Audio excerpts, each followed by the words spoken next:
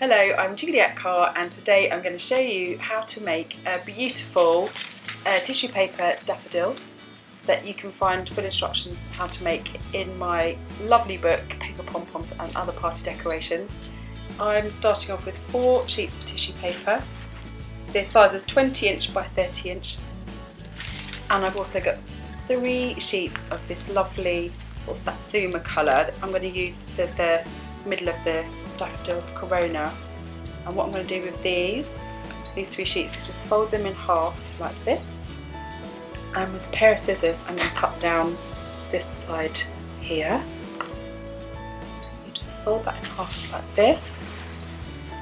Again, keep folding until you've got about an inch wide. It doesn't have to be very accurate. And then all we're going to do is we're going to cut 2 nice shaped petals off the ends here. Now if you want to, you can cut like this. If you find that cutting through all those sheets is too much, you can just do a wavy line here, which is quite nice. You have that there. Or good strong hands, you can cut them, and strong scissors, you can cut them all in. Okay. And when you finish cutting these out, you just need to open the page, the sheets back up and place them on here, ready to concertina fold. The way to incorporate this paper into the pale yellow paper is to start concertina folding from top edge, and you have to do the double fold here, which we tell you how to do in the book, but it's sometimes easier to show in live pictures.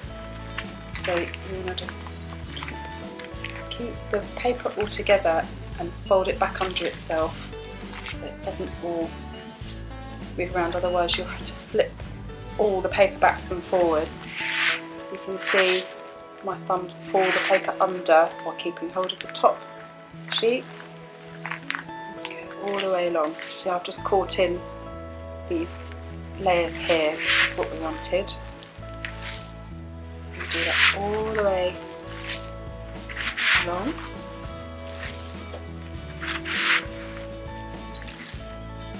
This is also the start to making some really beautiful pom-poms if you wanted as well. You could just, once this is tied in the middle, you can then just fluff out all the layers and you would have a pom a bit different, a bit like an orange peony, I think it would be.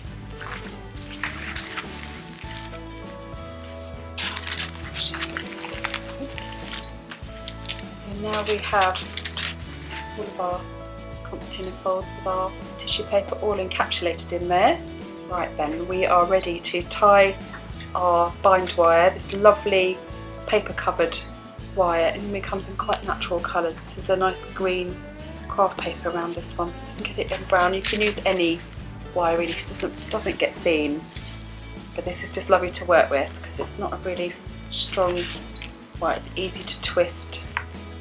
You can just make sure that everything's central by fanning out the sides like that, only to make that nice and central. We're going to cut 3 petals out of each side, and what that does is it releases the paper. And I always like to do 2 petals on the outside, and then the one in the middle, always much easier to cut.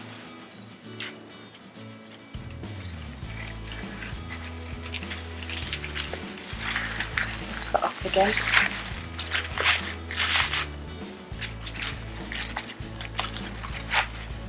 And then once you've cut this side out and made your 3 lovely petals, do exactly the same on the opposite side of your daffodil. Now that we've cut our petals out from both sides, we're now going to fluff our beautiful corona in the middle. So you just pull up the first layer, pull it up towards the centre, just like you do with the pom-poms. I like to pull up the first one, because what this also does, if you pull it up to the centre, you can always use this to hide the piece of wire that we tied ends together. I might just like to do that, so you hide the piece of wire inside there. And then I like to pull up 2 sheets at a time, because it just makes it a bit less fussier. And pull up the last remaining 3 layers. Quite nice, because you get a stronger orange border going on the outside, just like you would on a daffodil or those beautiful little narcissus you can buy.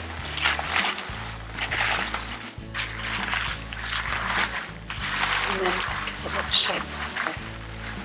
And then the last thing to do to give the petals their daffodil curve, just pull your folds slightly apart, and you create that nice cupping petal shape.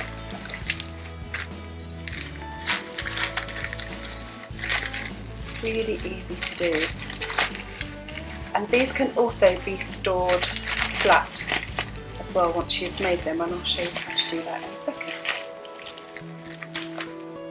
And now you have your daffodil, you've put it up with your display or your party, and you need to take it down and store it for next year. So the easiest way to do this is to pull out your petals. So you're kind of going back on what you just did to make them that lovely cut petal shape. Okay, so once you've gathered up all of your folds again, this is easy to do. It'd be a shame if you went to all this trouble to make this lovely daffodil and then to throw it away afterwards. But you can very easily store them. You see how that's already flattening down really well. And do the same on the other side. Down like this and then round. This is how we post them out to people. You can't send fully fluffed. It's all quite well contained there. Let's give that a little tie around here and stop it springing open. Thank you so much for watching. I hope you enjoyed the project today. I think it's one of my favourite makes in the book, and also in the book it shows you how to attach your beautiful daffodil head to this lovely stem that you can also make very easily. All the instructions are in the book, and that's a great stand. You can use lots of other flower heads to go on there as well. Very versatile to have. Hope you enjoy making yours too. Thank you and goodbye.